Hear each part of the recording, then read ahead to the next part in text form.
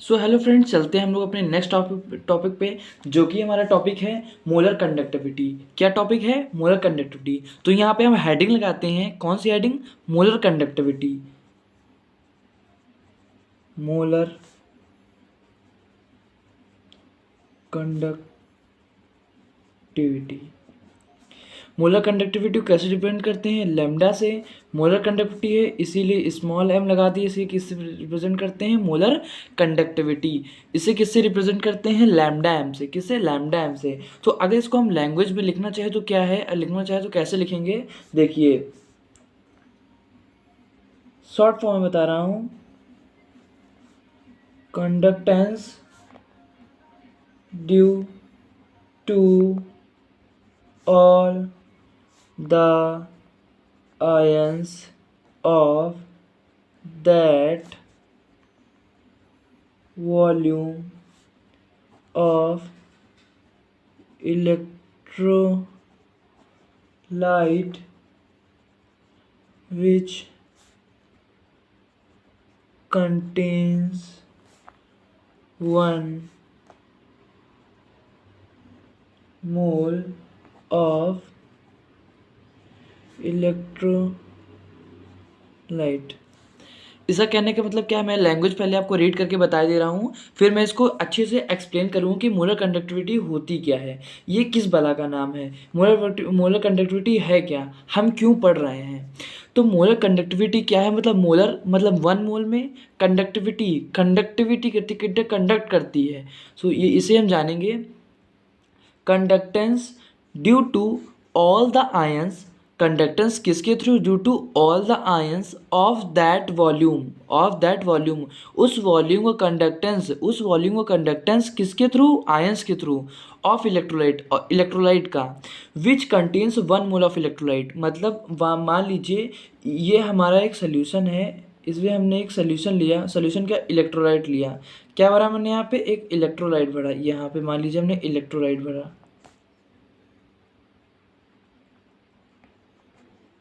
यहाँ पे हमने एक इलेक्ट्रोलाइट लिया। सो इस टाइम इलेक्ट्रोलाइट में अगर इसका हम 1 मोल उठाते हैं, इसका उठाते हैं, अगर हम 1 मोल उठाते हैं, 1 मोल उठाते हैं, तो इस 1 मोल में आयंस के थ्रू जितना कंडक्ट किया होगा वही उसकी क्या कहलाती है? Molar conductivity. वही जो क्या कहलाती है? Molar conductivity. वही जो कहलाती है, एक मोल में जितना कंडक्ट किया वही उसी कहलाती है मोलर कंडक्टिविटी।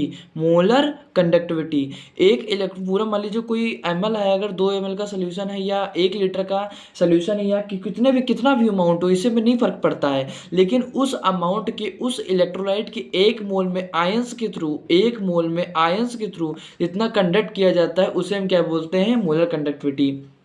तो जनरली यहाँ पे क्या होता है? इलेक्ट्रिसिटी देखिए कब फ्लो होती है? या तो चार्ज फ्लो हो, या तो जब मान लीजिए इलेक्ट्रॉन्स या फ्लो हो यहाँ से यहाँ तक, ठीक है, या तो इलेक्ट्रॉन्स फ्लो हो तो इलेक्ट्रिसिटी प्रोड्यूस होती है, तो इलेक्ट्रिसिटी फ्लो होगी।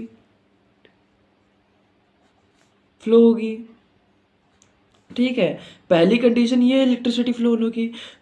मतलब चार्जेस फ्लो हो, ये किस में होता है? मेटालिक वायर्स में। जनरली मेटल्स में क्या होता है? चार्ज होते हैं।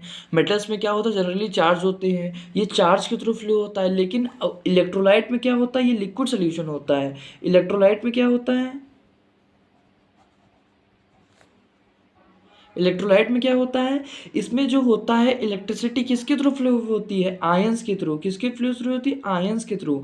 अगर आयंस नहीं होंगे, देखिए अब यहाँ पे चार्जेस तो फ्लो होते नहीं है, तो इलेक्ट्रिसिटी किसके थ्रू फ्लो होती है? आयंस के थ्रू। आयंस के थ्रू इलेक्ट्रिसिटी यहाँ पे प्रोड्यूस होती है। सो जब आयंस इधर से उधर ट्रांसफर होंगे तो यानी आयंस इस टाइम कैसा वर्क कर रहे हैं? चार्ज का वर्क कर रहे हैं। तो जब आयंस इधर से उधर जाएंगे, ट्रांसफर होंगे, तो इलेक्ट्रिसिटी प्रोड्यूस होगी। जो भी कंडक्ट करते हैं, जो भी कंडक्ट करेंगे। तो इसीलिए इसे क्या बोलते हैं? Molar conductivity. मतलब इलेक्ट्रोलाइट के सोल्यूशन में जो अब ये हम लोग क्यों पढ़ रहे हैं? पहले इससे पहले समझते हैं कि जो एक मोल के इलेक्ट्रोलाइट के एक मोल में जो भी कंडक्ट किया जाता है उसकी क्या कहलाती है, मोलर कंडक्टिविटी। मोल है इसलिए मोलर आया, कंडक्ट कर रहा है इसलिए कंडक्टिविटी आया। ठीक है, कंडक्टिविटी तो आप जानते ही थे क्या होता है, या कि जो भी स्पेसिफिक कंडक्टिविटी है, कंडक्टिविटी वो टर्म होता है जो एक पर यूनिट पे कितना, पर यूनिट मतलब 1 होता है, तो पर यूनिट पे कितना कंडक्ट करता है वही होता है कंडक्टिविटी। और यहाँ मोलर में कंडक्ट कर रहा है इसलिए हो गया molar conductivity. I hope friends आपको अब समझ में आया होगा।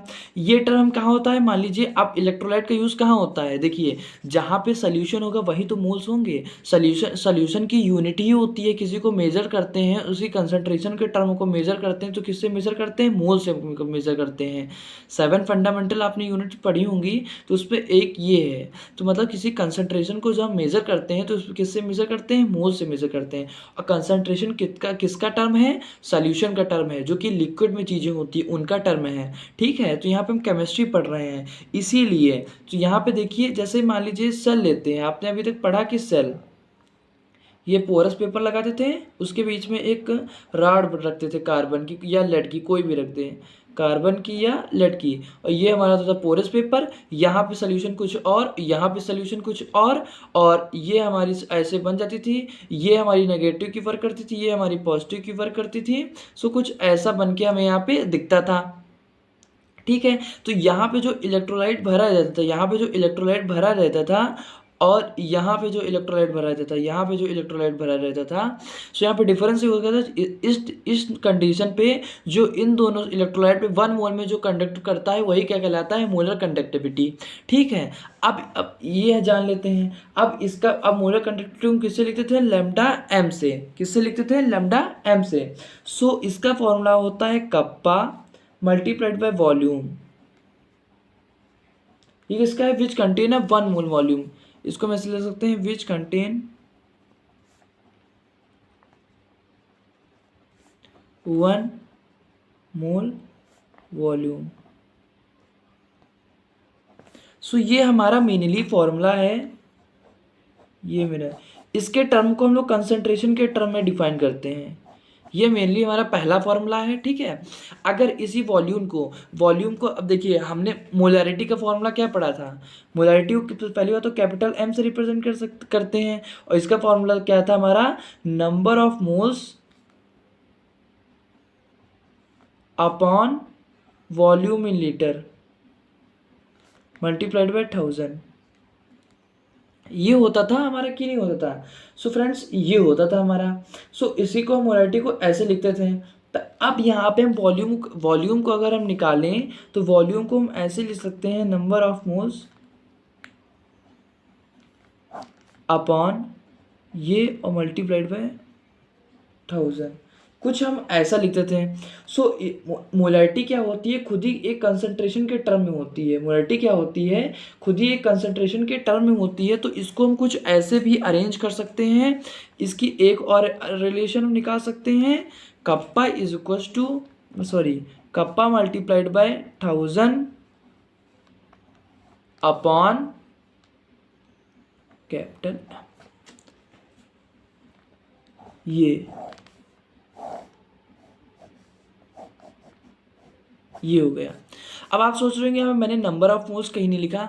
देखिए नंबर ऑफ मोल्स मैंने बताया था कि हम लोग 1 मोलर में पढ़ रहे हैं, किस में पढ़ रहे हैं, 1 मोलर पढ़ रहे हैं, इसीलिए नंबर ऑफ मोल्स 1 है, 1 से मल्टीप्लाई करते हैं सेम चीज़ मिलती है।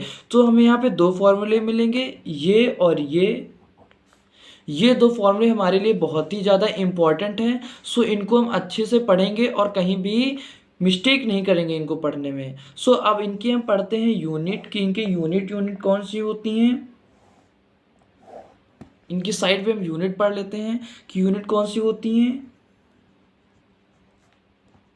इनकी जनरली 2 से 3 यूनिट्स होती है, तो मैं आपको तीनों यूनिट्स बताने जा रहा हूँ। सो इसकी पहली यूनिट हम इसको ऐसा लिख सकते हैं, ohm inverse centimetre square mole inverse. देखिए कंसंट्रेशन को हम किस में लिखते थे, मोल में। कंसंट्रेशन को हम किस में लिखते थे, मोल में। और मैंने आपको पढ़ाया था कि स्पेसिफिक कंडक्टिविटी जिसको हम कप्पा से रिप्रेजेंट करते हैं। सो फ्रेंड्स, मैंने आपको बताया था जो कप्पा की होती है यूनिट क्या होती है, ohm inverse centimetre inverse. Ohm inverse centimetre inverse मैंने आपको बताया था। तो यहाँ पे जो भी हम वॉल्यूम लेते हैं वो किस में, जो भी हम वॉल्यूम लेते हैं, जो वॉल्यूम हम लोग किस में लेते हैं, वॉल्यूम हम लोग किस में लेते हैं, सेंटीमीटर क्यूब में लेते हैं, सेंटीमीटर क्यूब में लेते हैं। तो वॉल्यूम अगर क्यूब में होगा, तो यहाँ पे फ्रेंड्स आप देख सकते हैं, अगर वॉल्यूम क्यूब में होगा तो कप्पा हमारा कितना था, ओम इनवर्स सेंटीमीटर इनवर्स, और वॉल्यूम हमारा कितना था, वॉल्यूम यहाँ पे देखिए डायरेक्टली प्रोपोर्शनल में था, यहाँ पे देख सकते हैं हम वॉल्यूम किस में था, डायरेक्टली प्रोपोर्शनल में था। सो यहाँ पे हम इसको क्यूब और मल्टीप्लाइड बाय मोल इनवर्स। तो अब यहाँ पे क्या फॉर्मूला ना, ओम सेंटीमीटर स्क्वायर, ये देखिए पावर 3 - 1 2 बचा, और मोल इनवर्स, ये देखिए इसकी आराम से यूनिट निकल आई। ऐसे ही हम इसको और यूनिट में सिंप्लीफाई कर सकते हैं, जस्ट लाइक दिस। ओम को हम किस में लिख सकते हैं, सीमेन में लिख सकते हैं, ठीक है। इसको हम लोग ऐसे भी लिख सकते हैं, ओम को इसके सिंबल से रिप्रेजेंट करा सकते हैं, और सेंटीमीटर स्क्वायर और मोल इनवर्स भी लिख सकते हैं। और हम इसको ऐसे भी कर सकते हैं, इसको सीमेन लिखते हैं और इसको हम लिखते हैं सेंटीमीटर स्क्वायर, और इसको लिखते हैं mole inverse.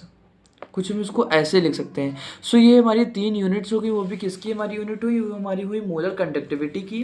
So I hope आप समझ गए होंगे मोलर कंडक्टिविटी क्या होता है।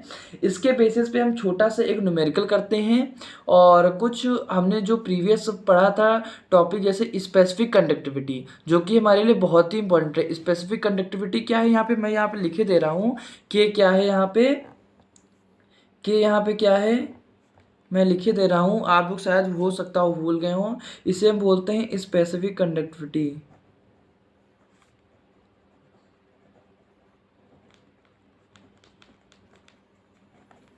और कैपिटल हमारा है मोलैरिटी, लैम्डा में हमारा है मोलर कंडक्टिविटी। सो फ्रेंड्स, अब आप तो आई होप इसको समझ गए होंगे कि मोलर कंडक्टिविटी क्या है।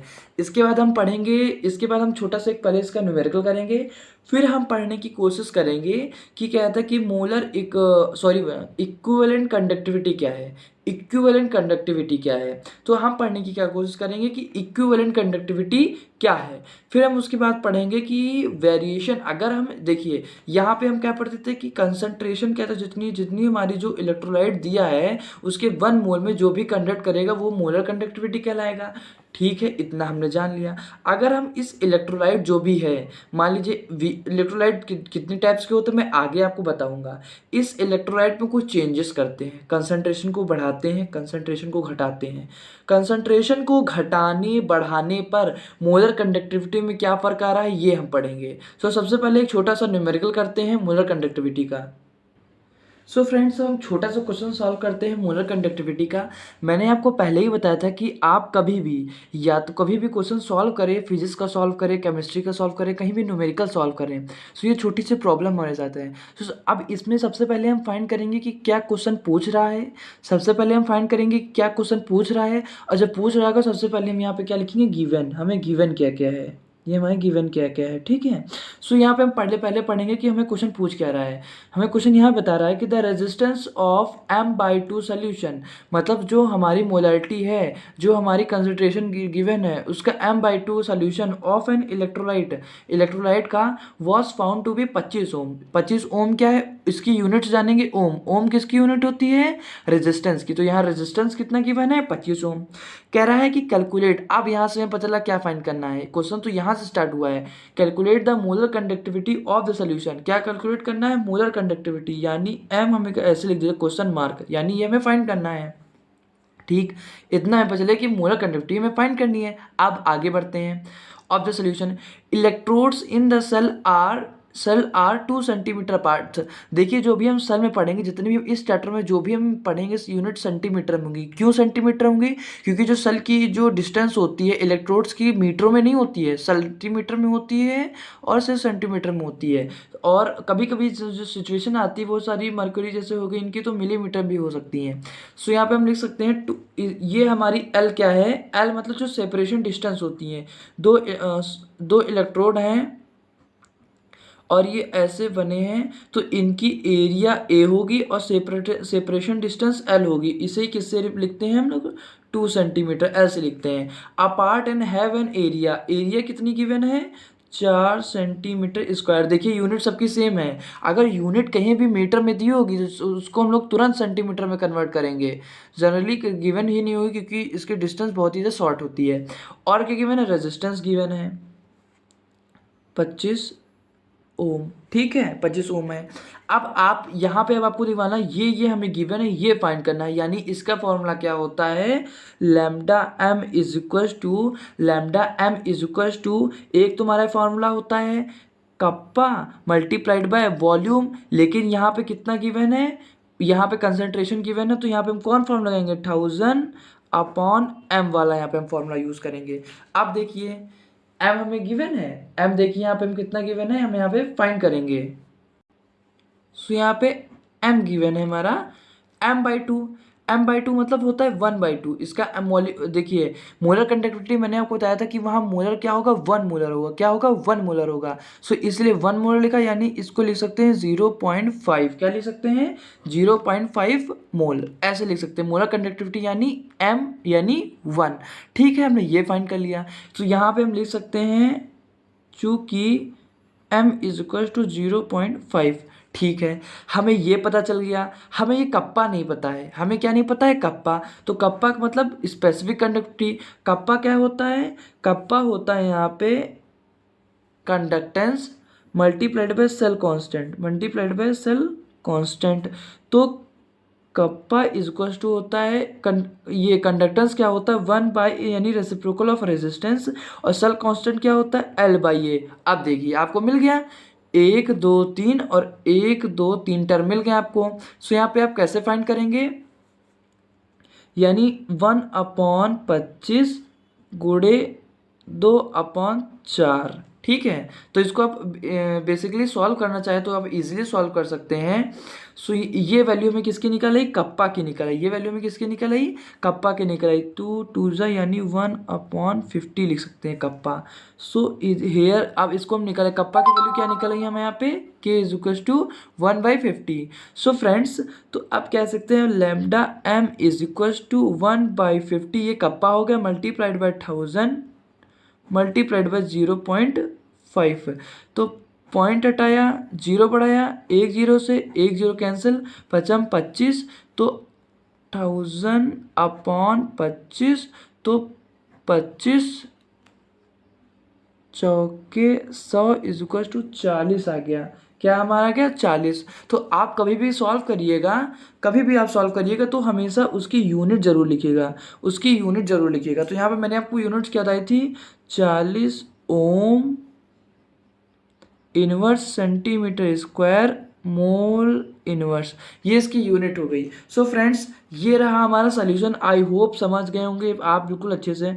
देखिए मैं बिल्कुल बेसिक से पढ़ाता हूँ, मैं ये नहीं कि आपको एकदम पढ़ाते चले जाऊँ पढ़ाते चला जाऊँ आप लोग कुछ समझ ही ना पाए। जहाँ पे मैं जानता हूँ कि आपको यहाँ पे और एक्सप्लेन की ज़रूरत है, मैं वहाँ पे और समझाता हूँ। और देखिए मैं आपको न्यूमेरिकल सॉल्व करने का कितना अच्छा तरीका बताता हूँ ताकि आप लोग अच्छे से इसको सॉल्व कर लें। बिल्कुल मैं बेसिक से समझाता हूँ कि यहाँ पे हमारे कोई भी स्टूडेंट आए अगर यहाँ पढ़ना चाह रहा है तो मैं बिल्कुल बेसिक समझाता हूँ, क्योंकि ताकि ऐसा कोई टफ टॉपिक ना समझा जिसको समझ ही ना है, और समझ ना है तो आगे के नेक्स्ट टॉपिक वो पढ़ ही ना पाए। सो इसीलिए मैं हर टॉपिक को बेसिक से स्टार्ट करता हूँ। तो ऐसा ही अब हम चलते हैं नेक्स्ट टॉपिक पे, जो कि हमारा नेक्स्ट टॉपिक क्या है equivalent conductivity.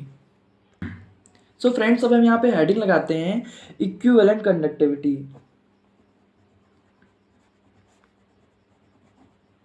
Equivalent conductivity, equivalent conductivity. Equivalent conductivity में क्या पढ़ेंगे, इक्विवेलेंट जैसे हम नॉर्मेलिटी में पढ़ते थे, नॉर्मेलिटी जब हम फाइंड करते थे तो क्या होता था इक्विवेलेंट मास अपॉन या equivalent volume upon given volume in litre, मतलब या फिर number of grams of solute, या हम ऐसे पढ़ते हैं इक्विवेलेंट ग्राम्स ऑफ सल्यूट या number of moles of gram of solute upon volume in litre. हम कुछ ऐसा पढ़ते थे किसमें, नॉर्मेलिटी में। किसमें, नॉर्मेलिटी में। तो नॉर्मेलिटी टर्म कब किसमें जो इक्विवेलेंट टर्म किसमें इंट्रोड्यूस होता था, नॉर्मेलिटी में। सो इसीलिए इक्विवेलेंट टर्म कुछ नॉर्मेलिटी से ही रिलेटेड है। जनरली मैंने आपको जब सोल्यूशन पढ़ाया तो मैंने पढ़ाया था कि सोल्यूशन में जो हमारी कंसंट्रेशन है, कंसंट्रेशन के टर्म को कैसे कैसे डिफाइन कर सकते हैं, तो मैंने आपको पहले ही ये सारी चीज़ें बता चुके हैं। अब मैं यहाँ पे आपको बताने जा रहा हूँ कि इक्विवेलेंट कंडक्टिविटी क्या होती है। इसको हम लैंग्वेज में लिख दें अगर, conductance due to all the ions present in that volume of solution which contain 1 gram equivalent of electrolyte। मतलब कि conductance due to all the ions, conductance due to all the ions similar to the molar conductivity in that volume of solution, in that volume of solution that contain 1 gram of equivalent electrolyte. वहाँ पे क्या होता है 1 mole of solution of electrolyte. So यहाँ हम क्या पढ़ते थे 1 ग्राम इक्विवेलेंट ऑफ इलेक्ट्रोलाइट, किसमें क्या होता है 1 ग्राम इक्विवेलेंट ऑफ इलेक्ट्रोलाइट। तो यहाँ पे हम इलेक्ट्रोलाइट का पढ़ेंगे किसमें 1 ग्राम ऑफ इक्विवेलेंट। सो इसका मतलब है कि 1 ग्राम इक्विवेलेंट वेट में, 1 ग्राम के इक्विवेलेंट वेट में, 1 ग्राम के इक्विवेलेंट वेट में जितना भी जो 1 ग्राम के इक्विवेलेंट वेट के इलेक्ट्रोलाइट में जितना भी वो कंडक्ट करता है, यानी इतने में जो जितना भी कंडक्ट करता है वो क्या कहलाता है, इक्विवेलेंट कंडक्टिविटी। क्या कहलाता है, इक्विवेलेंट कंडक्टिविटी। वो भी किसका, इलेक्ट्रोलाइट का, वो भी किसका, इलेक्ट्रोलाइट का। ठीक है। सो अब इसको हम पढ़ते हैं कि अब तो मैंने आपको आई होप मोलर कंडक्टिविटी इतनी अच्छी समझा दिया कि इसको मैंने बस उसको खाली उसमें ट्रांसफॉर्म मैंने क्या किया, वहाँ पे 1 मोलर होता था, यहाँ पे 1 ग्राम इक्विवेलेंट है, बस इतना सा ही उसमें इसमें फ़र्क है। इसको भी हम लोग किससे रिप्रेजेंट कर सकते हैं, इससे भी हम लोग लैम्डा ई से बस इससे लिखते हैं। सो यहाँ पे से क्या लिखेंगे, लैम्डा ई, और यहाँ भी कप्पा होता है और यहाँ भी मल्टीप्लाइड बाय वॉल्यूम होता है, यहाँ भी कप्पा होता है, यहाँ भी मल्टीप्लाइड बाय वॉल्यूम होता है। पहला में फॉर्मूला यहाँ पे से मिला, पहला फॉर्मूला में यहाँ से मिला। अब एक और देखिए यहाँ पे lambda E is equal to kappa multiplied by यहाँ पे किससे 1000 से अपॉन एन। एन क्या है यहाँ पे, नॉर्मेलिटी। मैंने आपको बताया था ये इसे कोरिलेट करता है, इसलिए नॉर्मेलिटी। और number of gram of solute, equivalent gram of solute, यहाँ पे 1 हो जाएगा, इसीलिए यहाँ पे 1 नहीं है, और दूसरा हमारा फॉर्मूला ये बना। सो आई होप मैंने फ्रेंड्स आपको मोलर कंडक्टिविटी में इतना अच्छा से समझा दिया, आई होप आपको ये समझ में आया होगा। अगर आपको नहीं भी समझ में आया है तो कमेंट बॉक्स में कमेंट करिए, मैं आपको समझा दूंगा। मतलब जो 1 ग्राम किसी भी इलेक्ट्रोलाइट के जो 1 ग्राम में जो इक्विवेलेंट मास होता है 1 ग्राम का, जो भी कंडक्ट करता है, ये छोटू भाई साहब कह रहे हैं कि हमको जो 1 ग्राम में हम जो भी अपने पास रख लें, हम जो भी अपनी जेब में रख लें 1 ग्राम के सल्यूट, मतलब वो जो छोटू भाई साहब 1 ग्राम के हैं और कह रहे हैं कि हम जितना भी अपने पास रख लें वो उसका क्या कहलाता है, इक्विवेलेंट कंडक्टिविटी क्या कहलाता है, इक्विवेलेंट कंडक्टिविटी कहलाता है। और मोलर कंडक्टिविटी में क्या होता था कि उसमें छोटू भाई साहब 1 मोल के होते थे, छोटू भाई साहब कितने मोल के होते थे, 1 मोल के होते थे, और कहते थे कि हम 1 मोल के, छोटू भाई साहब कहते थे कि हम अपनी जेब में जितना रख लें वो हमारा क्या कहलाता है, मोलर कंडक्टिविटी। और ऐसे ही इसमें जो इक्विवेलेंट कंडक्टिविटी है उसमें क्या है, छोटू साहब कह रहे हैं कि 1 ग्राम के हम छोटू भाई साहब जितना कंडक्ट कर ले अपनी जेब में उसे क्या कहलाते हैं, इक्विवेलेंट कंडक्टिविटी, उसे क्या कहते हैं, इक्विवेलेंट कंडक्टिविटी। सो इसके ये 2 फॉर्मूले हैं। अब यहाँ पे हम पढ़ लेती हूँ उसकी यूनिट, जो कि हमारे लिए बहुत ही ज़्यादा इम्पोर्टेंट है, यूनिट सबसे ज़्यादा इम्पोर्टेंट है। सिमिलरली मोलर कंडक्टिविटी की तरह है, यहाँ भी मैं आपको 3 एक्सप्लेन करूँगा। सबसे पहले इसकी लिखेंगे ओम इनवर्स सेंटीमीटर इनवर्स, और ये सोल्यूशन किस में होता है, सेंटीमीटर क्यूब में होता है, किस में होता है, सेंटीमीटर क्यूब में होता है। तो उसको काट के सेंटीमीटर स्क्वायर में कन्वर्ट कर देगा। तो सबसे पहले हम लिखेंगे ओम सेंटीमीटर स्क्वायर, और ये किस में होता है, इक्विवेलेंट में होता था, इसीलिए इक्विवेलेंट इक्विवेलेंट क्या हुआ, इक्विवेलेंट। इसी को ओम इनवर्स सेंटीमीटर स्क्वायर और इक्विवेलेंट पे भी लिख सकते हैं, और इसी को हम किस में लिख सकते हैं, सीमन सेंटीमीटर स्क्वायर और इक्विवेलेंट। देखिए सिमिलर है, किसके सिमिलर है, बिल्कुल तरह किसके, मोलर कंडक्टिविटी के थ्रू। तो बस इसमें ही अब मैं यहाँ पे इसका अगर मैं चाहूँ तो न्यूमेरिकल आपको करा दूँ, मैं आपको एक छोटा सा न्यूमेरिकल करा दूँ ताकि आपको टॉपिक और अच्छे से क्लियर हो जाए, कहीं भी डाउट अराइज ना हो। सो यहाँ पे देखिए क्वेश्चन क्या है, कह रहा है कि फाइंड द मोलर, सॉरी यहाँ पे मोलर कंडक्टिविटी हम यहाँ पे कर लेते हैं, इसको चेंज करके इक्विवेलेंट कंडक्टिविटी क्या कर लेते हैं हम लोग यहाँ पे, क्योंकि यहाँ पे कर रहे हैं इक्विवेलेंट कंडक्टिविटी। मतलब the find the equivalent conductivity if the separation of electrode is 4 centimetre and the area of electrode is 8 centimetre square and the normality is this, इतनी गिवन है। तो मैंने आपको पहले कहा कि सबसे पहले गिवन में लिखिए क्या क्या गिवन है। सबसे पहले क्या फाइंड करना है, ये फाइंड करना है। नॉर्मेलिटी गिवन है आपको, n/1 यूनिट होती है इसलिए 1/5 लिख सकते हैं, यानी 0.2 लिख सकते हैं, ठीक है। और L क्या गिवन है, 4 सेंटीमीटर गिवन है, ठीक है। एरिया क्या गिवन है, 8 सेंटीमीटर स्क्वायर गिवन है। इसकी यूनिट समझिए, सेंटीमीटर स्क्वायर, यानी स्क्वायर किसका होता है, एरिया का होता है, और सिर्फ सेंटीमीटर क्या हो सकती है, लेंथ हो सकती है। तो इसकी यूनिट से समझने की कोशिश करिए, आपको ये फाइंड करना है। सो यहाँ पे अभी हमें क्या फाइंड करना है, हमारा क्या फॉर्मूला था कि ये is equal to lambda E is equal to kappa multiplied by 1000 upon normality. तो ये हमारा होता है। सो अब आपको दिमाग लगी हमें कप्पा हमारे पास नहीं, तो कप्पा इज इक्वल टू क्या होता है, 1/, जनरली हमारा क्या होता है 1/r मल्टीप्लाइड बाय और यहाँ पे L/A। सो फ्रेंड्स यहाँ पे हमारा R क्या गिवन है, यहाँ पे हमारा R गिवन है।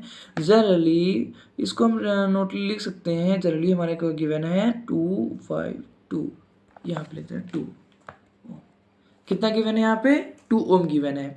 तो इसको जनरली क्या क्या हो सकता है, कप्पा 1/2 मल्टीप्लाइड बाय लेंथ हमारी कितनी है 4 है, और ये हमारी क्या है 8 है, एरिया की हमारी 8 है, तो 4 दूना 4 यानी 1/4।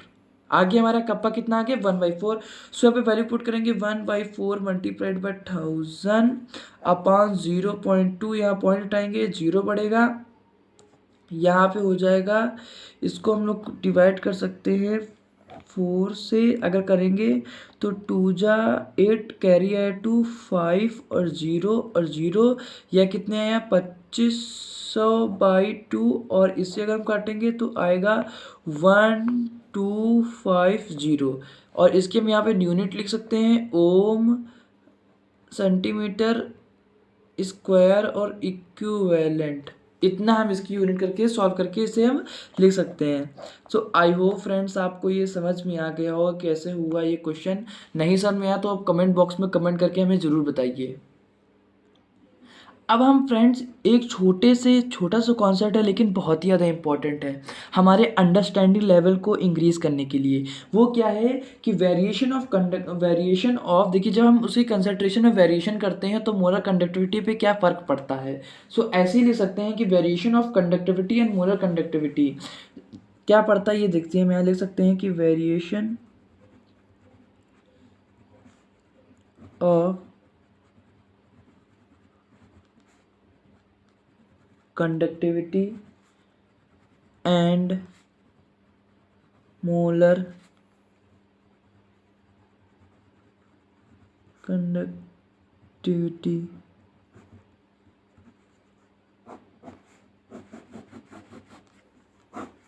सो फ्रेंड्स मैं आपको ये टॉपिक समझाने जा रहा हूँ, वो छोटा सा है लेकिन बहुत ही ज़्यादा इंपॉर्टेंट टॉपिक है।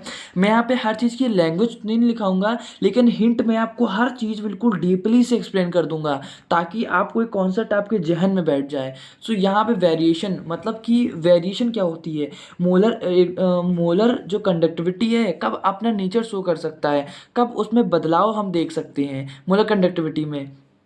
तो जितने भी ये पढ़ेंगे, मान लीजिए 1 मोल में कोई भी चीज़ है, 1 मोल में कोई भी वो कंडक्ट करता है, कोई भी चीज़ कंडक्ट करता है, मानिए इलेक्ट्रिसिटी कंडक्ट करता है 1 मोल में 0.2 एम्पियर कंडक्ट करता है।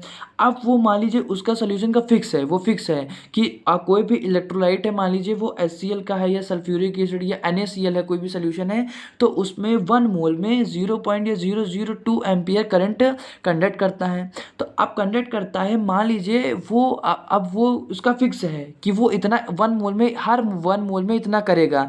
अब उस सोल्यूशन में कितने मोल है ये हमें नहीं पता, उस सोल्यूशन में कितने मोल है हमें ये नहीं पता, लेकिन उसका ये फिक्स है कि वो हर मोल में, उसका ये फिक्स है कि हर मोल में 0.02 एम्पियर इलेक्ट्रिसिटी कंडक्ट करेगा। अब इस फिक्स्ड हम करंट को हम कैसे चेंज कर सकते हैं, इस फिक्स्ड करंट को हम कैसे चेंज कर सकते हैं, तो यहाँ पढ़ेंगे। तो यानी वेरिएशन किस पे डिपेंड करता है, पे डिपेंड करता है नेचर ऑफ इलेक्ट्रोलाइट। किस पे डिपेंड करता है, नेचर ऑफ इलेक्ट्रोलाइट।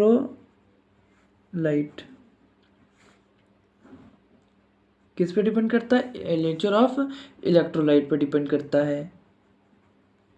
सो एक तो हमारा होता है, एक हमारा होता है वीक, एक हमारा होता है स्ट्रॉन्ग इलेक्ट्रोलाइट, एक हमारा होता है वीक इलेक्ट्रोलाइट। दो टाइप्स के इलेक्ट्रोलाइट होते हैं। स्ट्रॉन्ग इलेक्ट्रोलाइट जैसे हमने ले सकते हैं HCl ले लिया, या सल्फ्यूरिक एसिड ले लिया, या सोडियम हाइड्रोक्साइड ले लिया, तो बेस हो गया, और KOH ले लिया। ये क्या हो गए, स्ट्रॉन्ग बेस और एसिड हो गए, जो कि एक इलेक्ट्रोलाइट का वर्क करते हैं। और वीक क्या हो गए हमारे, वीक हमारे हो गए एसिटिक एसिड, HCN, और ऐसे बहुत सारे एटसेट्रा। ठीक है, ये होते हैं। अब ये नेचर ऑफ इलेक्ट्रोलाइट पे कैसे डिपेंड करता है, हम बात करेंगे नेचर ऑफ इलेक्ट्रोलाइट पे कैसे डिपेंड करता है। मतलब देखिए, एक छोटा सा कॉन्सेप्ट हम समझाने जा रहे हैं कि मैंने आपको बताया था कि कोई भी मेटल्स होते हैं, यानी जो सॉलिड्स में जनरली होते हैं, उसमें इलेक्ट्रिसिटी कैसे फ्लो होती है, इलेक्ट्रिसिटी कैसे कंडक्ट की जाती है, चार्जेस के थ्रू। किसके थ्रू, चार्जेस के थ्रू। लेकिन जो हमारे इलेक्ट्रोलाइट होते हैं, जो हमारे इलेक्ट्रोलाइट होते हैं, उसमें इलेक्ट्रिसिटी कैसे कंडक्ट की जाती है, आयंस के थ्रू। किसके थ्रू, आयंस के थ्रू। किसके थ्रू, आयंस के थ्रू। आयंस के थ्रू इलेक्ट्रिसिटी कंडक्ट की जाती है। तो मान लीजिए यहाँ पे NaCl है, NaCl का सोल्यूशन है, NaCl का सोल्यूशन है यहाँ पे। किसका सोल्यूशन है, NaCl का सोल्यूशन है। तो यहाँ पे क्या हुआ, NaCl जो हुआ डिसोसिएट हो, किस में हो गया, NaCl किस में डिसोसिएट हो गया, Na+NCl-। अब देखिए आयंस के रूप में हो गए, किसके रूप में हो गए, आयंस के रूप में। अभी तक ये किसके थे, कंपाउंड के रूप में थे, तो चार्ज फ्लो नहीं हो रहा था। अभी तक किसके रूप में थे, कंपाउंड के रूप में, तो चार्ज फ्लो नहीं हो रहा था। लेकिन अब ये आयंस के फ्लो में हो गए, अब ये अलग हो गए हैं, अब ये भाग सकते हैं, ये पूरे सोल्यूशन में भागेंगे, पूरे सोल्यूशन भागेंगे। लेकिन अभी तक जब ये कंबाइंड में थे तब नहीं भागते थे, अब ये भागेंगे। अब ये जब भागेंगे तो आयंस भागेंगे, इससे मतलब इलेक्ट्रिसिटी क्या होगी, फ्लो होगी। क्या होगी, इलेक्ट्रिसिटी फ्लो होगी। तो ये जो आयंस हैं सबसे ज़्यादा इसे ही बोलते हैं हम डिसोसिएशन, इसे ही बोलते हैं डिसोसिएशन। क्या बोलते हैं, इसी प्रोसेस को बोलते हैं डिसोसिएशन। जब कोई इलेक्ट्रोलाइट में कंपाउंड ब्रेक हो जाता है आयंस के रूप में, उसे क्या बोलते हैं, डिसोसिएशन। और किससे रिप्रेजेंट करते हैं, अल्फा से। किससे रिप्रेजेंट करते हैं, अल्फा से। और ये सबसे ज़्यादा किसमें डिसोसिएट होते हैं, ये सबसे ज़्यादा डिसोसिएट होते हैं स्ट्रॉन्ग इलेक्ट्रोलाइट में। किसमें डिसोसिएट होते हैं, स्ट्रॉन्ग इलेक्ट्रोलाइट में। इसमें देते हैं 100% डिसोसिएशन। मतलब अगर इलेक्ट्रोलाइट हैं और इनको हम डिसोसिएट करना चाहें, आयंस के रूप में करना चाहें, अब देखिए सल्फ्यूरिक एसिड को अगर आयंस के रूप में चेंज करें तो कैसे करेंगे, H+2 ion plus sulphuric acid, मतलब इसे सल्फेट कहते हैं। तो SO4 2 माइनस आयन, इसे ना भी लिखे जो भी चल जाएगा, H+ आयन और SO4 2 माइनस आयन में ब्रेक हो जाएगा। सो यहाँ पे क्या हो जाएगा, ये आयन सब टहलने लगेंगे पूरे इलेक्ट्रोलाइट में। सो ऐसे इलेक्ट्रिसिटी कंडक्ट होती है। तो डिसोसिएशन किस में लिखते हैं, अल्फा से। तो जबकि इसमें क्या होता है, इसमें कम से कम 90% होता है। क्या होता है, 90% है। अब जितने ज़्यादा आयंस डिसोसिएट होंगे उतने ज़्यादा पूरे सोल्यूशन में टहलेंगे, जितने टहलेंगे जितने ज़्यादा, अब देखिए जितने ज़्यादा चार्जेस होते हैं उतनी ज़्यादा तो इलेक्ट्रिसिटी प्रोड्यूस होगी। इसलिए तो जितने ज़्यादा आयंस होंगे उतने ही ज़्यादा क्या होगा, उतना ही ज़्यादा क्या होगा हमारा, ये हमारे चार्ज फ्लो होंगे, हमारे क्या फ्लो होंगे, चार्ज फ्लो होंगे। सो यही कुछ ऐसा हमारा क्या हो जाता है, कॉन्सेप्ट हो जाता है। सो ये हम देख सकते हैं, ये हमारा हो गया अल्फ़ा। सो इसीलिए इसीलिए क्या होता है, हमारा स्ट्रॉन्ग इलेक्ट्रोलाइट में क्या होता है, स्ट्रॉन्ग इलेक्ट्रोलाइट में क्या होता है और वीक इलेक्ट्रोलाइट में क्या होता है।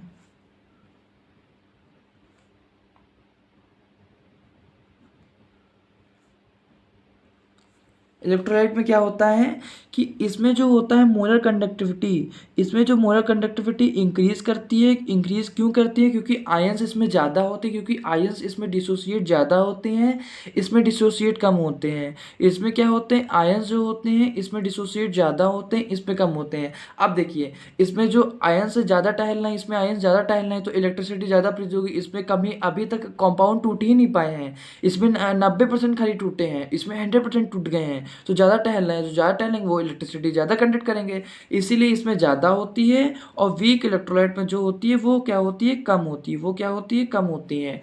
ठीक है। सो फ्रेंड्स, ऐसा भी यहाँ कुछ होता है। सिमिलरली जो इक्विवेलेंट कंडक्टिविटी होती है उसमें भी यही होता है। जो केस मोलर कंडक्टिविटी में होगा, जो केस मोलर कंडक्टिविटी में होगा, सिमिलरली इलेक्ट्रिकल कंडक्टिविटी में होगा। क्या क्या होगा, इक्विवेलेंट कंडक्टिविटी में होगा, सॉरी, इक्विवेलेंट कंडक्टिविटी में होगा। ओके, तो ऐसे ही इसमें क्या होता है, वीक इलेक्ट्रोलाइट में क्या होता है, जो लैम्डा ई होता है यानी इक्विवेलेंट कंडक्टिविटी, वो भी क्या होता है, वीक इलेक्ट्रोलाइट में डिक्रीज करती है। मैंने आपको बता दिया क्यों डिक्रीज करती है। अब आप आई होप अच्छे समझ गए होंगे क्यों डिक्रीज करती है। डिक्रीज इसलिए करती है क्योंकि इसके जो आयंस होते हैं, जितने ज़्यादा आयंस घूमेंगे, जितने ज़्यादा नंबर ऑफ आयंस रिलीज होंगे, प्रोड्यूस होंगे, जितने ज़्यादा रिलीज होंगे, इधर से उधर भागेंगे, उतने ही ज़्यादा क्या को कंडक्टिविटी इंक्रीज करेगी। सो इसीलिए यहाँ पे देखिए 90% है जो आयंस, कुछ आयंस ऐसे हैं जो बॉन्ड बनाए हैं, और जो बॉन्ड बनाएंगे तब तक कि अगर जो बॉन्ड बनाए आइटम्स है आयंस में अगर नहीं टूटेंगे तो इलेक्ट्रिसिटी कैसे प्रोड्यूस होगी। सो इसीलिए इसमें देखिए ज़्यादा नंबर ऑफ आयंस है, इसमें कम नंबर ऑफ आयंस है, इसीलिए स्ट्रॉन्ग इलेक्ट्रोलाइट ज़्यादा कंडक्टिविटी देता है और वीक इलेक्ट्रोलाइट कम कंडक्टिविटी देता है। सो ऐसे ही हमने पढ़ा नेचर ऑफ इलेक्ट्रोलाइट्स के थ्रू, कॉन्सेप्ट हमने जाना कि नेचर ऑफ इलेक्ट्रोलाइट्स के थ्रू कैसे वेरिएशन कर सकता है मोलर कंडक्टिविटी और इक्विवेलेंट कंडक्टिविटी। अब हम दूसरा कॉन्सेप्ट समझ रहे हैं जो कि हमारा है कंसंट्रेशन। कंसंट्रेशन के इलेक्ट्रोलाइट के कंसंट्रेशन को चेंज करके कैसे मोलर कंडक्टिविटी और इलेक्ट्रिकल कंडक्टिविटी चेंज होती है, तो इसी कॉन्सेप्ट को हम अच्छे से अब जानेंगे। सो यहाँ पे हम हेडिंग लगा रहे हैं कंसंट्रेशन। क्या, कौन सी हेडिंग लगा रहे हैं, कंसंट्रेशन। सो यहाँ पे हम फ्रेंड्स हेडिंग लगाएंगे अपनी कौन सी, कंसंट्रेशन।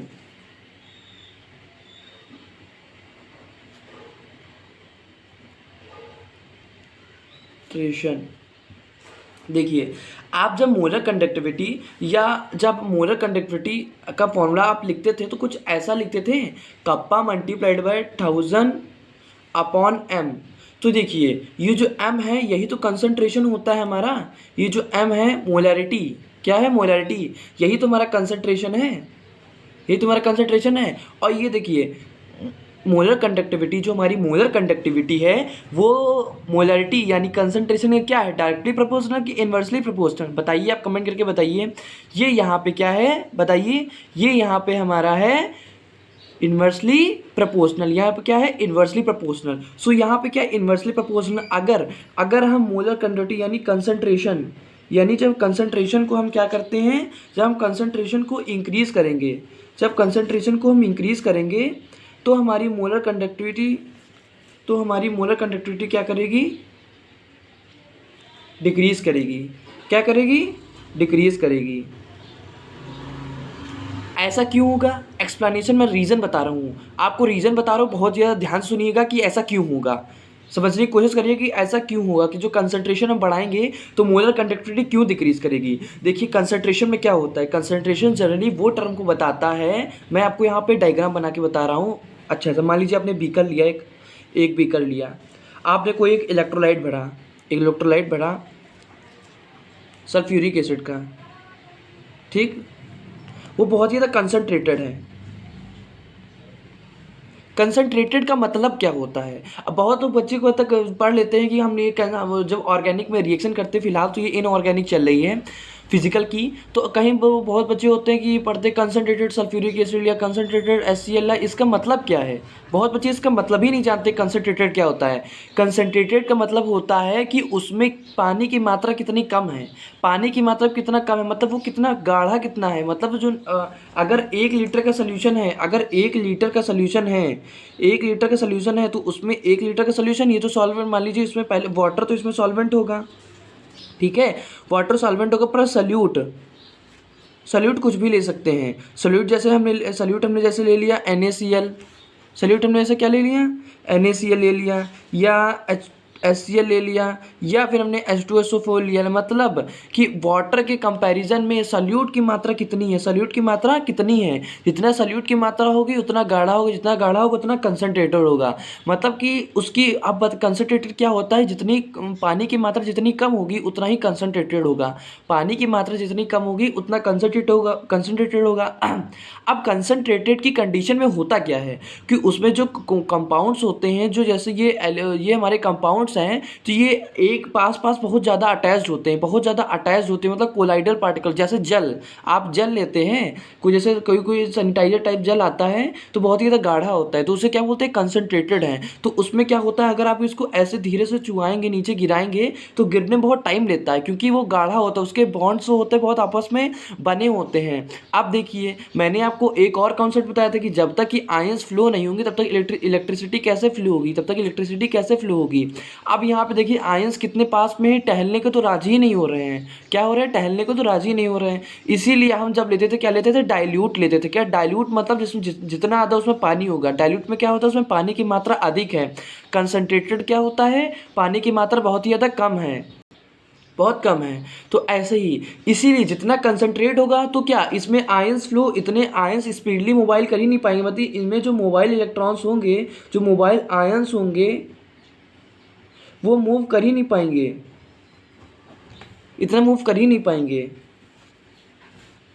इसीलिए जितना डाइल्यूशन बढ़ाएंगे, डाइल्यूशन मतलब पानी इंक्रीज कर रहे हैं, जितना पानी इंक्रीज करेंगे आयंस इतना ही ज़्यादा टहलने में अपना ईजिली उनको वो रहेगा, ईज रहेगी उनकी। इसीलिए लैम्डा एम जो क्या होता है, कंसनट्रेटेड इंक्रीज करने पर डिक्रीज करता है। सिमिलरली यही होता है इलेक्ट्रिकल इक्विवेलेंट कंडक्टिविटी में। सो ये ऐसा ही डिक्रीज करता है। सो यही था हमारे किसके बारे में, ये कंसंट्रेशन के टर्म के। अगर कंसंट्रेशन का टर्म हम बताएं तो कुछ ऐसा ही हमारे पास कंडीशन क्रिएट होती थी। सो इसीलिए कंसंट्रेशन इंक्रीज करने पे मोलर कंडक्टिविटी क्या करती है, डिक्रीज करती है। अब देखिए, ये हमने किसमें पढ़ा, स्ट्रॉन्ग इलेक्ट्रोलाइट केस पढ़ा। अभी वीक इलेक्ट्रोलाइट में क्या होगा, वीक इलेक्ट्रोलाइट में कुछ ऐसी कंडीशंस होती हैं कि उसमें जनरली क्या होता है, कंसंट्रेटेड तो होता ही होता है, कंसंट्रेटेड है, ठीक है। इस स्ट्रॉन्ग इलेक्ट्रोलाइट में क्या होता है, अल्फा यानी डिसोसिएशन 100% होता है। उसमें जितने भी आयंस हैं, जितने भी कंपाउंड्स हैं, NaCl अगर है तो हर NaCl में Na+ आयन अलग और Cl- अलग होगा, ये 100% इसकी गारंटी है। लेकिन इस वीक इलेक्ट्रोलाइट में ऐसा नहीं होता है, कोई गारंटी नहीं है कि कहता है कि पूरे जितने अगर Na+ हैं, अगर 100 Na+ हैं, 100 मतलब 100 NaCl हैं, तो 90 NaCl Na+ और Cl- में कन्वर्ट होंगे, 10 कन्वर्ट ही नहीं होंगे। देखिए, 10 हमारे बचे हैं, वो हमें इलेक्ट्रिसिटी देने के लिए रेडी ही नहीं है, बल्कि इसमें सब रेडी हैं। तो इसीलिए आप खुद इतना गेस कर सकते हैं। मैंने आपको कॉन्सेप्ट क्लियर करा दिया है कि इलेक्ट्रिकल कंडक्टिविटी क्यों कंसंट्रेटेड बढ़ाने पे डिक्रीज करती है और डाइल्यूशन बढ़ाने पर इंक्रीज करती है, और स्ट्रॉन्ग इलेक्ट्रोलाइट पे मोलर कंडक्टिविटी ज़्यादा होती है in the comparison of weak electrolyte. तो आई होप इसको अच्छे से आप समझ गए होंगे।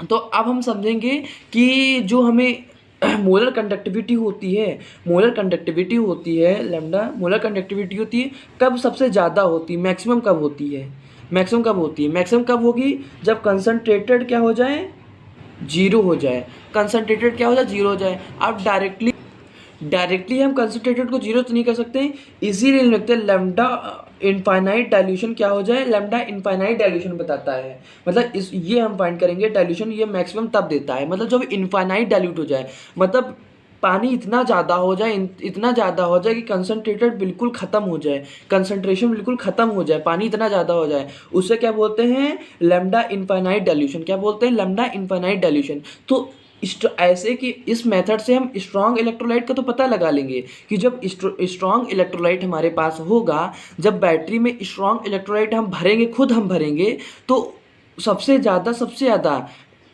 मोलर कंडक्टिविटी कब देगा, सबसे ज़्यादा मोलर कंडक्टिविटी। पहली बात तो आप जान गए कि सबसे ज़्यादा मोलर कंडक्टिविटी किस में देता है, स्ट्रॉन्ग इलेक्ट्रोलाइट में, सबसे कम वीक इलेक्ट्रोलाइट में। जब हम बैटरी में स्ट्रॉन्ग इलेक्ट्रोलाइट भरेंगे तो मोलर कंडक्टिविटी ज़्यादा तो देगा, पर उसकी कहते हैं कब देगा और कितनी देगा, कब देगा और कितनी देगा, वो हम स्ट्रॉन्ग इलेक्ट्रोलाइट के थ्रू फाइंड करेंगे और इसका ग्राफ मैं आपको समझाऊंगा। लेकिन वीक इलेक्ट्रोलाइट के थ्रू हम डायरेक्टली नहीं फाइंड कर सकते, वीक इलेक्ट्रोलाइट के थ्रू डायरेक्टली फाइंड नहीं कर सकते, क्योंकि इसका कर्व कुछ अजीब सा बनता है जो कि कभी वाई एक्सिस को टच ही नहीं करता है।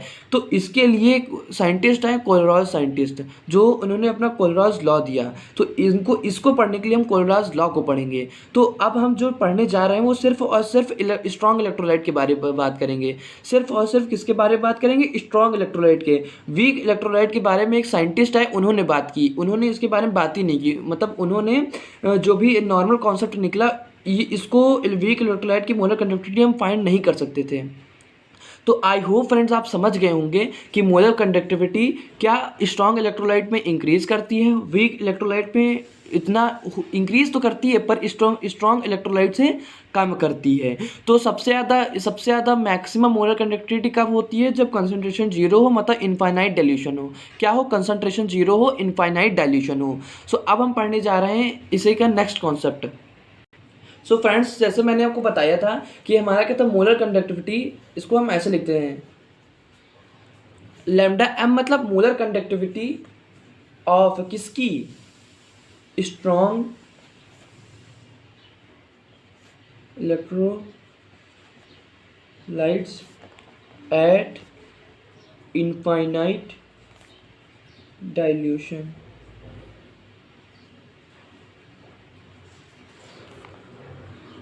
इसे किससे रिप्रेजेंट करते हैं, या तो इससे करते हैं और या तो फिर इससे करते हैं।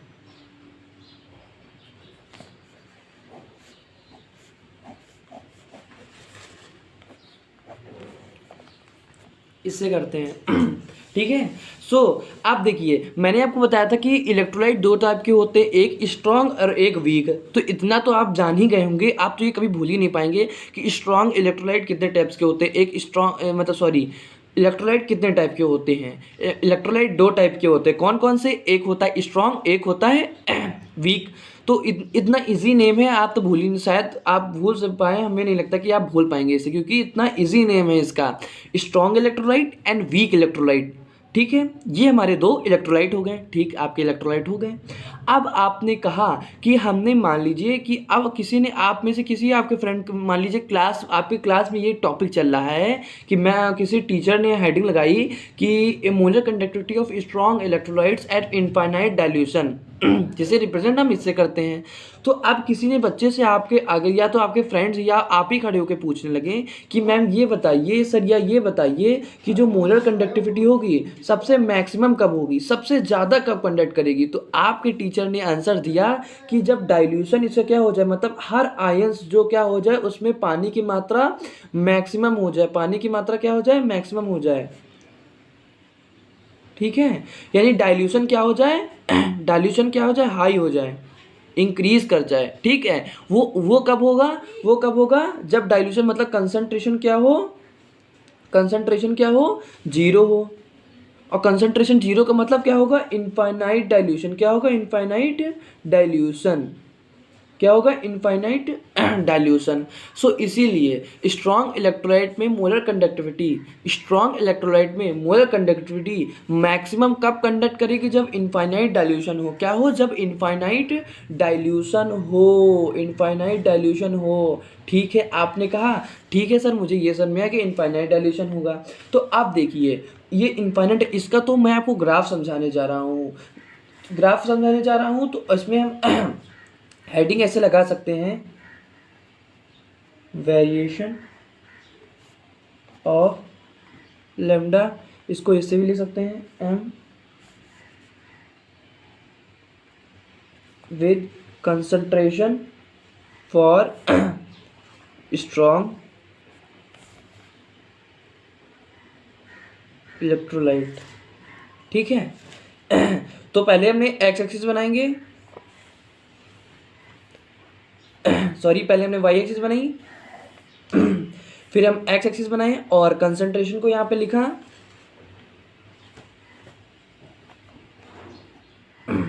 कंसंट्रेशन को हमने यहाँ पे लिखा। यहाँ पे हम इसको लिख रहे हैं, मान लीजिए पहले तो कंसंट्रेशन इसकी कुछ लैम्डा सी थी, मतलब कंसंट्रेशन यहाँ पे थे, पर यहाँ पे ऐसे हमने इंक्रीज करा तो इसको हम ऐसे लिख सकते हैं। ठीक है, इसका कुछ ग्राफ ऐसे होगा, मैं आपको बता रहा हूँ।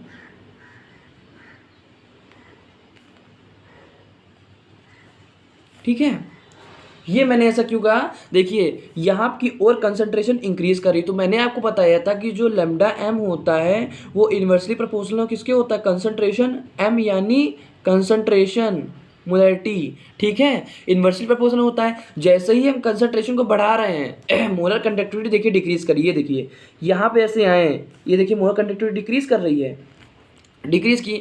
यहाँ पे जब मान लीजिए इसकी कंसंट्रेशन 10 ml है, मतलब 10 मोल है, तब इसमें क्या हो रहा है, इनफाइनाइट डाइल्यूशन यहाँ पे दे रहा है। लेकिन जब इसकी हम जीरो कर देते हैं, यहाँ पे आ जाते हैं, यहाँ पे जीरो करते हैं, तब देखिए कितना हाईली ग्राफ दे रहा है, तब यहाँ दे रहा है। इसे हम कह सकते हैं एक्स्ट्रा प्लॉटिंग ग्राफ या फिर एक्स्ट्रापोलेशन इसे बोल सकते हैं। ठीक है, ये हम बोल सकते हैं। तो कुछ ऐसा हमें ग्राफ मिला, वो भी इसको बताने वाले एक साइंटिस्ट थे। सो सबसे पहले इसको हम इसकी इक्वेशन उन्होंने दी। इस इक्वेशन को हम लोग ऐसे लिखते हैं, lambda M is equal to, lambda M is equal to lambda M infinite dilution minus A C. और ये क्या होगा, इनफाइनाइट डाइल्यूशन क्या होगा, चूँकि कंसंट्रेशन जीरो होगा, so lambda M is equal to lambda infinite dilution दे देगा। सो ये हमारा कॉन्सेप्ट था। ठीक है, हमारा कॉन्सेप्ट था, आपने कहा ठीक है। तो इसी को हम बोलते हैं, तो this equation called is called, इसी इक्वेशन को हम क्या बोलते हैं, एक मार्क्स के एमसीक्यू में आ सकता है, इसे बोलते हैं Debye Huckel Onsager equation. कौन सी इक्वेशन, ऑन सैगर इक्वेशन।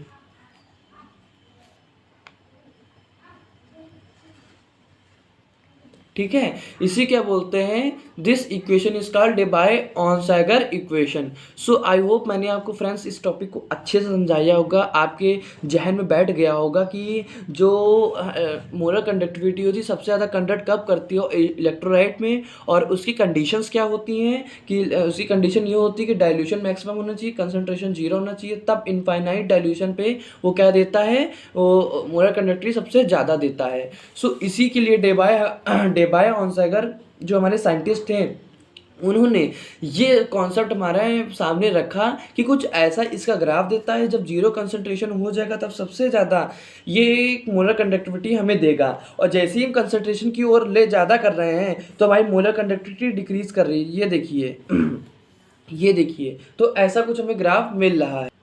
तो अभी हमने बात की कि molar conductivity at a strong electrolyte, मतलब स्ट्रॉन्ग इलेक्ट्रोलाइट की मोलर कंडक्टिविटी हमने फाइंड की। अब हम बात करेंगे molar conductivity of weak electrolyte. वो वीक इलेक्ट्रोलाइट की मोलर कंडक्टिविटी बताने वाले कौन थे, वो थे हमारे कोलरॉज साइंटिस्ट, जिन्होंने अपना लॉ दिया। उस लॉ को हम कहते हैं कोलरॉज लॉ। उस लॉ को हम लोग क्या कहते हैं, कोलरॉज लॉ।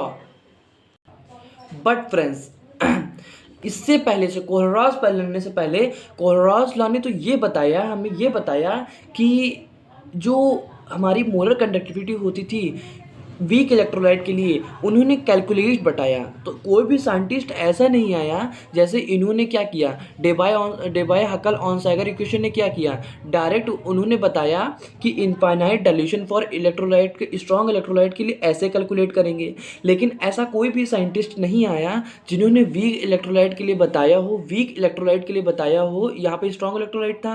आप उन्होंने ऐसा कोई भी साइंटिस्ट नहीं आया जिन्होंने कैलकुलेशन करके ये बता दे कि वीक इलेक्ट्रोलाइट इलेक्ट्रोलाइट का इनफाइनाइट डाइल्यूशन कितना होगा, मतलब जब उसकी कंसंट्रेशन जीरो कर देंगे तब उसकी सबसे मैक्सिमम मोलर कंडक्टिविटी कब देगा, वो भी किस में, वीक इलेक्ट्रोलाइट में।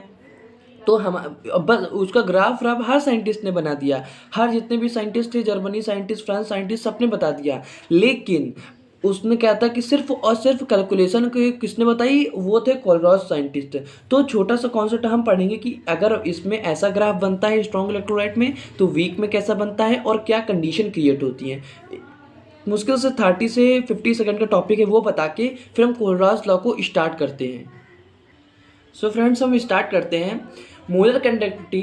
Molar conductivity of weak electrolyte eight infinite dilution. मतलब अब देखिए, अभी तक हमने पढ़ा मोलर कंडक्टिविटी किसकी, स्ट्रॉन्ग की, अब पढ़ रहे हैं हम वीक की। तो किसकी, एट किस पर, इनफाइनाइट डाइल्यूशन पे। तो जब साइंटिस्टों ने कहा कि जब वो ऐसा ग्राफ ड्रॉ करते थे, वाई एक्सिस और ये एक्स एक्सिस, स्ट्रॉन्ग इलेक्ट्रोलाइट में तो कुछ ऐसा आ जाता था, ऑटोमेटिक ऐसा कुछ आ जाता था। लेकिन जब हमने वीक इलेक्ट्रोलाइट के लिए बनाया ग्राफ तो ये ऐसा आ करके इन्वर्सली प्रोपोर्शनल का मैंने आपको बताया था सॉल्यूशन, शायद मैं जब पढ़ा रहा था तो मैंने बताया था कि डायरेक्टली और इन्वर्सली प्रोपोर्शनल का ग्राफ कैसे बनता है। अगर आपको नहीं आता है तो आप उस वीडियो को सॉल्यूशन की अगर आपने वॉच की तो आपको आता होगा, अगर नहीं वॉच किए तो वॉच करके देख लीजिए। सो फ्रेंड्स, ये देखिए इसका इन्वर्सली प्रोपोर्शनल का साइन कुछ ऐसा बनता है। तो यहाँ पे क्या हुआ, देखिए जब कंसंट्रेशन को जीरो कर देते हैं स्ट्रॉन्ग इलेक्ट्रोलाइट में तो यहाँ पे हमको मिल जाता था, लेकिन वीक में ऐसा क्या हो रहा है, ये जो हमारा कर्व है ये वाई एक्सिस से मिल ही नहीं रहा है। तो कोई भी साइंटिस्ट ऐसा बता ही नहीं पाया कि अब जब अगर यहाँ पे टच कर जाता है इसके कर्व तो हर साइंटिस्ट बता लेता है इसकी कैलकुलेशन कि इनफाइनाइट डाइल्यूशन कैसे फाइंड करें। लेकिन आप देख सकते हैं इसका कर्व टच ही नहीं कर रहा, मतलब वाई एक्सिस ऐसे जा रहा है तो कर्व इसका साथ ही साथ ऊपर बढ़ रहा है। तो कोई साइंटिस्ट बता ही नहीं पाया कि इसका इनफाइनाइट डाइल्यूशन क्या होगा, एक्यूरेट वैल्यू कोई बता ही नहीं पाया। ये देखिए जब हम यहाँ बढ़ रहे हैं तो ये देखिए ये वैल्यू दे रहा है, जब यहाँ पे हम आ रहे हैं तब ये वैल्यू दे रहा है। मतलब जितना कंसंट्रेशन हम कम कर रहे हैं उतना ये क्या बढ़ रहा है, इनफाइनाइट डाइल्यूशन इंक्रीज कर रहा है। सो फ्रेंड्स, ऐसे ही जैसे ही हम इसमें डाइल्यूशन इंक्रीज करेंगे तो होगा क्या कि नंबर ऑफ आयंस इंक्रीज करेंगे। सो ऐसे ही मोलर कंडक्टिविटी क्या करेगी, इंक्रीज करेगी। जब आयंस इंक्रीज करेंगे मोलर कंडक्टिविटी इंक्रीज करेगी। सो इसीलिए लैम्डा एम और लैम्डा ई क्या करेगा, इंक्रीज करेगा। लैम्डा एम और लैम्डा ई का केस एकदम सिमिलर है। बट इसमें प्रॉब्लम क्या आई कि कोई भी साइंटिस्ट जो है इसने ग्राफ तो बता दिया पर लैम्डा एम इनफाइनाइट डाइल्यूशन की किसी ने वैल्यू नहीं बता पाई, इसमें कैलकुलेट नहीं कर सकते थे। तो इसके बताने के लिए कौन है, कोलरॉस साइंटिस्ट है, उन्होंने अपना लॉ दिया, उसे कहा हम कोलरॉस लॉ। क्या कहा हमने उसने।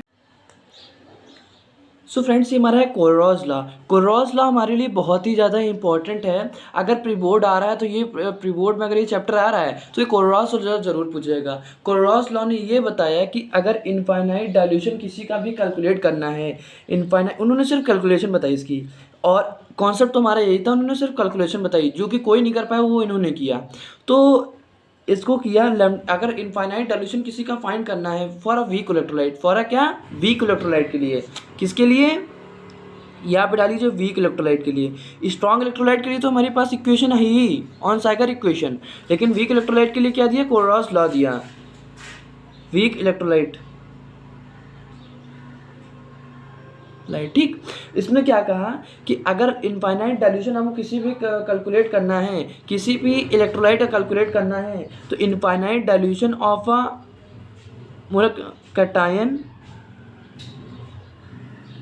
Plus infinite dilution of anion का सम जो होगा वही क्या होगा हमारा, वो इनफाइनाइट डाइल्यूशन के इक्वल होगा। सो यही फॉर्मूला हमारे साथ सामने आया। अब मान लीजिए अगर आपको एग्जाम्पल कि अगर इनफाइनाइट डाइल्यूशन आपको दिया, फाइंड करना है NaCl का, ठीक, NaCl का आपको फाइंड करना है यहाँ पर, तो क्या होगा, infinite dilution of Na plus ion plus infinite dilution of Cl minus ion का समेशन ही क्या होगा, इसके इनफाइनाइट डाइल्यूशन के इक्वल होगा। अब जैसे आपको अगर आपको फाइंड करना है सल्फ्यूरिक एसिड का इनफाइनाइट डाइल्यूशन, वैसे तो ये कंसनट्रेटर बताइए सल्फ्यूरिक, इसका तो फाइंड नहीं हो क्योंकि यहाँ पे क्या है, ये स्ट्रॉन्ग इलेक्ट्रोलाइट है, इसका तो फाइंड करिए क्योंकि ये स्ट्रॉन्ग इलेक्ट्रोलाइट है, तो इस गलती से ये भी ना ले लीजिएगा मेरी तरह। और यहाँ पे क्या हम यूज़ करेंगे, जैसे हमने कुछ कर लिया, यूज़ कर लेते हैं हम एसिटिक एसिड CH3COOH। तो इसका हम क्या करेंगे, यहाँ पे देख सकते हैं हम इसका क्या करेंगे, हम इसका अगर हम फाइंड करना है तो पहले कटायन का इनफाइनाइट डाइल्यूशन जैसे CH3COO, या कोई भी लिख सकते हैं, कोई समेशन ही कोई बात नहीं, यहाँ आप लिख लिया माइनस लिख लिया पहले, फिर इसको लैम्डा MH प्लस आयन, कोई भी लिख लीजिए, अनायन पहले लिख लीजिए या फिर आप कटायन पहले लिख लीजिए, कोई दिक्कत नहीं है हमें, बस क्या होना चाहिए, इसका समेशन ही तो करना है। सो फ्रेंड्स ऐसे हम कैलकुलेट कर सकते हैं, ये हमें कोलोरास लॉ ने बताया। कितना छोटा सा और ईजी सा कॉन्सेप्ट है, मुझे नहीं लगता कि हमको इस टॉपिक के बारे में कुछ और आपको एक्सप्लेन करने की जरूरत है, क्योंकि कटायन का इनफाइनाइट डाइल्यूशन सम प्लस अनायन का इनफाइनाइट डाइल्यूशन सम किसके इनफाइनाइट डाइल्यूशन के सम के इक्वल होगा, मोलर कंडक्टिविटी के, वो भी किसके लिए, वीक इलेक्ट्रोलाइट के। Not valid for strong electrolyte, not valid for strong electrolyte, only valid for weak electrolyte. So I hope मैंने आपको कोलोरास लॉ अच्छे समझाया है। आप बढ़ते हैं अपने नेक्स्ट टॉपिक की ओर। सो यहाँ पे हम नेक्स्ट हेडिंग लगाते हैं जो कि हमारा है व्हीट स्टोन ब्रिज। आप फिजिक्स पर भी न्यू व्हीट स्टोन ब्रिज पढ़ेंगे, तो मैं इसको यहाँ पे थोड़ा सा हिंट दे रहा हूँ आपको। Determination of the conductance C और कंडक्टेंस को C और फिर G से रिप्रेजेंट करते हैं, इसलिए मैंने लिखा C और G of the ionic solution. Ionic solution मतलब इलेक्ट्रोलाइट, इलेक्ट्रोलाइट्स में तो आयंस के फॉर्म में प्रोड्यूस होता है, इसलिए आयनिक सॉल्यूशन यहाँ पे लिखा। कंडक्टेंस मतलब आप अभी आगे आप पढ़ेंगे यहाँ फिजिक्स में व्हीट स्टोन ब्रिज बनाते थे, जनरली कुछ ऐसा होता था। इसको अगर यहाँ पे ऐसा भी लिख सकते हैं, तो यहाँ पे अगर हम ऐसे स्ट्रक्चर इसका बनाए, यहाँ अटैच कर दें, यहाँ पे हम एक और इसका रेजिस्टेंस लगाएं और इससे हम कुछ ऐसी करने की कोशिश करें, ठीक है। और यहाँ भी हम इसको इस ऐसा कुछ रेजिस्टेंस लगाएं और यहाँ फिर हमने इसको ऐसा, और यहाँ पे हमने इसे अल्टरनेटिंग करंट प्रोवाइड करें। क्या प्रोवाइड करें, अल्टरनेटिंग करंट, ठीक है। सो यहाँ पे क्या हो कंडीशन होगी, यहाँ पे हम कुछ पी कनेक्ट करते हैं और यहाँ पे हम R2 लिखते हैं, और मान लीजिए हमको रेजिस्टर R2 है, इससे हम कहते हैं, इसको हम लिख सकते हैं कंडक्टिविटी ऑफ सेल,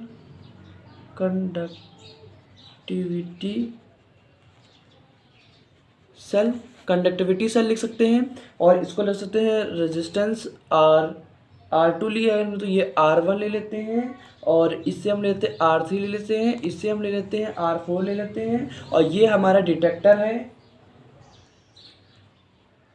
जो कि हमें डिटेक्ट करेगा, नहीं बताएगा।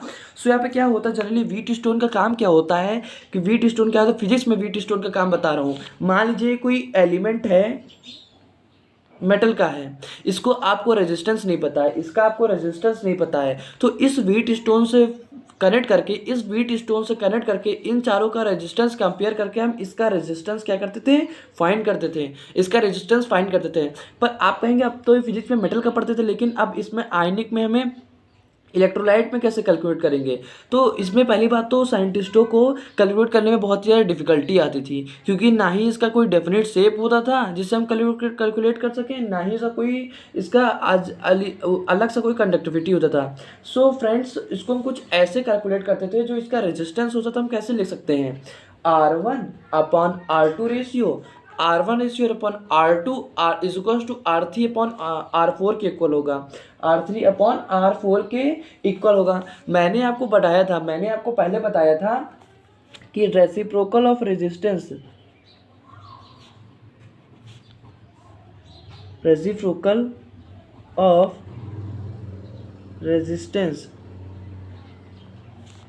Is conductance. Reciprocal of resistance क्या होगा, कंडक्टेंस। सो फ्रेंड्स अब देखिए इसके मेथड से हम रेजिस्टेंस भी फाइंड कर सकते हैं, इसके मेथड से हम कंडक्टेंस भी फाइंड कर सकते हैं। और कंडक्टेंस की देखिए ये तो एक रिलेशन, ये तो रिलेशन एक फिक्स है, किसी का भी फाइंड करने के लिए रिलेशन तो फिक्स है, इसको कोई नहीं काट सकता है, इस रिलेशन को कोई भी काट नहीं सकता है। तो यहाँ पे क्या होगा देख सकते हैं आप, कंडक्टेंस। अब कंडक्टेंस के थ्रू हम क्या क्या फाइंड कर सकते हैं, कंडक्टेंस के थ्रू हम मोलर कंडक्टिविटी फाइंड कर सकते हैं, इक्विवेलेंट कंडक्टिविटी भी फाइंड कर सकते हैं, और यहाँ पे हम क्या फाइंड कर सकते हैं, कप्पा भी फाइंड कर सकते हैं। ठीक है, इतनी चीजें हम फाइंड कर सकते हैं किसके थ्रू, कंडक्टेंस के थ्रू। और कंडक्टेंस के थ्रू अगर कंडक्टेंस फाइंड कर लिए तो ये तीन चीजें हम इजिली फाइंड कर सकते हैं। तो वो भी किससे हो, व्हीटस्टोन ब्रिज के थ्रू। तो ये जान सकते हैं व्हीटस्टोन ब्रिज हमारे लिए कितना जरूरी है। यहाँ पे अगर नाम नहीं याद आ रहा तो मैं लिख देता हूँ व्हीटस्टोन ब्रिज, भूलिएगा नहीं, इसे क्या कहते हैं, व्हीटस्टोन ब्रिज। तो हम कैसे कैलकुलेट करेंगे, तो कप्पा हमारा क्या होता था, कप्पा हमारा किसके इक्वल होता था, कंडक्टेंस यानी 1/r के ठीक, मल्टीप्लाइड बाय सेल कांस्टेंट जो कि क्या होता था, L/A ये होता था। ठीक है, हमारा क्या होता था, सेल कांस्टेंट ये होता था। सेल कांस्टेंट को मैंने आपको बताया था कि सेल कांस्टेंट को हम लोग ऐसे रिप्रेजेंट करते हैं, कुछ ऐसा। तो इसको हम ऐसे लिख सकते हैं, इसको अगर इसके फॉर्म में हम लिखें, so K is equal to G0/K R लिख सकते हैं हम इजीली इसे ऐसे लिख सकते हैं, इजिली इसे रख सकते हैं। और ये तो हम ऐसे कप्पा हमने ऐसे कैलकुलेट कर लिया, हमने कप्पा, अब मोलर कप्पा कैलकुलेट कर लिया, तो मोलर कंडक्टिविटी और इक्विवेलेंट कंडक्टिविटी हम इजिली कैलकुलेट कर सकते हैं। जो कि मैं आपको फिर से याद दिला दूं कि उसका फॉर्मूला क्या होता था। सो फ्रेंड्स, उसका फॉर्मूला होता था kappa multiplied by 1000 multiply concentrated, या m इसे लिख सकते हैं, कप्पा मल्टीप्लाइड बाय 1000 और अपॉन n लिख सकते हैं। इसके मेथड से हम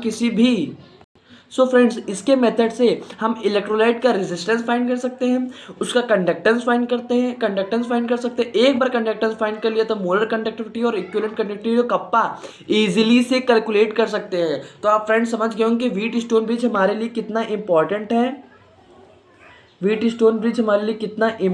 है, तो आप समझ गए होंगे।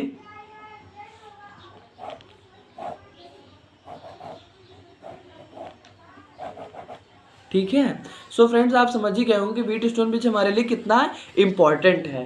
तो अब हम बढ़ते हैं, ऐसे ही छोटा सा लास्ट टॉपिक हमारा है। अगर आपको यहाँ पे व्हीटस्टोन ब्रिज नहीं समझ में आया कि व्हीटस्टोन का ब्रिज का वर्क क्या होता है, मैं आपको एक मोटी चीज़ और एकदम बिल्कुल परफेक्ट चीज़ बता रहा हूँ कि व्हीटस्टोन का ब्रिज होता है रेजिस्टेंस को फाइंड करना, कोई अननोन रेजिस्टेंस फाइंड करना किसी भी चीज़ का, अननोन रेजिस्टेंस फाइंड करना किसी भी चीज़ का। तो ऐसे ये रिलेशन है इसका, और इसके थ्रू हम कंडक्टेंस फाइंड कर सकते हैं। एक बार कंडक्टेंस फाइंड कर लिए तो kappa, molar conductivity, equivalent conductivity हम इजीली फाइंड कर सकते हैं।